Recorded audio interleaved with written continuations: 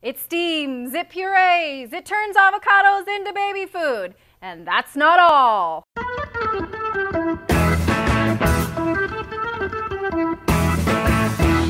This is the BÉABA Babycook. It is the easiest way to make homemade baby food, but I do have some misgivings about this, so listen carefully if you're considering purchasing this very fancy kitchen appliance. First, the positive. It is super convenient that the BÉABA can steam your food in the very same container that it then purees. You put your chopped fruits or veggies right in this steamer basket, fill this side with water, and then turn the knob to steam. When it's done, you carefully remove this basket and then dump that steamed food down into the container with the blades with as much liquid as you think your food will need to reach your desired consistency. It's easy, although it does take some concentration because this bad boy gets hot and you can seriously burn yourself. Been there, done that. I used this for making my first child's food, and I do think the simplicity gave me the courage to make homemade purees.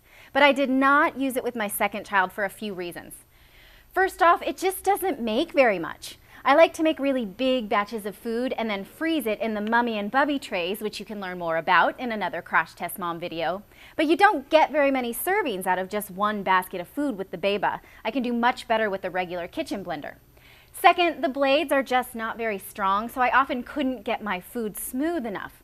Carrots and sweet potatoes, those work fine, but with food with thicker skin like peas, just doesn't work well in here. I could never really break the skin down enough and then had to transfer that food to a blender or a food processor to get it ready for baby. I tried with the BÉABA and I got this result. Yummy! Yeah. Oh. It isn't all that easy to clean this either. Even in the dishwasher, this gets kind of grimy and stains, and the stand tends to get really sticky too. And now for my biggest misgiving, and the one I just cannot get over. This is plastic. If you've been watching Crash Test Mom, you know that I avoid plastic in the kitchen. I wasn't aware of the dangers of heating plastic until my first child was nearly 1, so I didn't think much of steaming food in plastic back then, but I sure do now. Even though the device is BPA free does not mean safe. We just don't know enough yet, and to me, that's not worth the risk. So even though I did enjoy using the BÉABA the first time around, I just could not bring myself to take the risk when my second was ready for solids. So instead, I used pots and pans for steaming and roasting my food, and then a good old-fashioned kitchen blender for pureeing, a glass blender. You will have to decide for yourself and your family whether you want to use heated plastics, but for me, I just can't bring myself to recommend that you use this over a glass blender.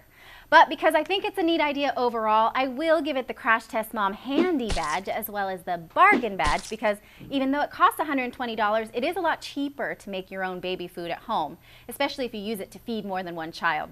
For more information on DIY baby food making, subscribe to Crash Test Mom or tweet me. I'm at Natali Morris.